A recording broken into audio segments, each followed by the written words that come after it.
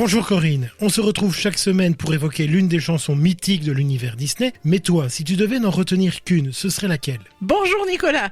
Quel choix tu me demandes là, il y en a tellement. Mais je crois que je choisirais les cloches de Notre-Dame dans le bossu de Notre-Dame. Tout d'abord parce que j'adore ces grands prologues qui débutent certains films du deuxième âge d'or, mais surtout parce que le film est à mon sens l'un des chefs-d'œuvre Disney, tant il est ambitieux pour son ambiance, dans son histoire et dans sa musique. Ah, c'est vrai que Disney s'attaque là à un monument de la littérature française. Un roman pas évident à adapter d'ailleurs, avec une histoire assez sombre.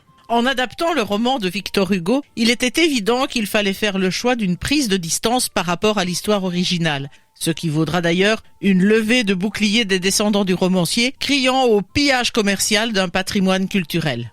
Mais le bossu de Notre-Dame n'est pas réellement une adaptation de l'œuvre française. Il s'agit plutôt d'y voir une histoire inspirée par le roman, mais qui s'en éloigne indéniablement. Ainsi, impossible d'envisager de faire mourir Quasimodo et Esmeralda. Et Frollo devient un juge et non un archidiacre, Disney ne voulant pas entrer dans une critique de la religion.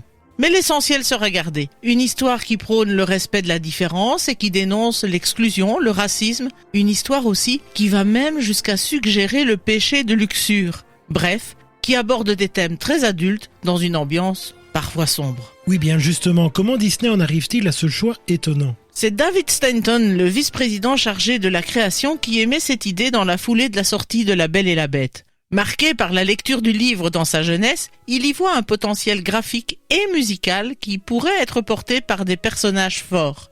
Il soumet alors l'idée à Jeffrey Katzenberg, qui confie alors la réalisation à Gary Trousdale et Kirk Wise, qui ont travaillé sur La Belle et la Bête.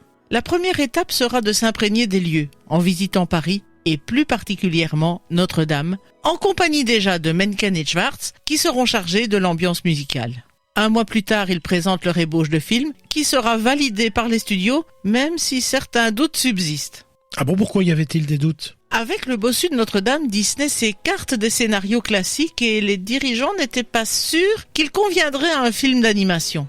L'idée générale était de faire de Quasimodo le personnage central de l'histoire, et celui-ci n'a a priori pas la figure d'un héros. Non seulement il est laid et difforme, mais le livre le présente comme une sorte de brute, presque un animal. Il est vrai qu'il n'est pas le premier héros chez Disney à souffrir de laideur, la Bête l'avait précédé. Mais dans ce dernier cas, l'histoire lui offrait des perspectives heureuses, et ce n'était pas le cas de Quasimodo. Et pourtant, malgré son aspect physique, il fallait le rendre sympathique aux petits comme aux grands.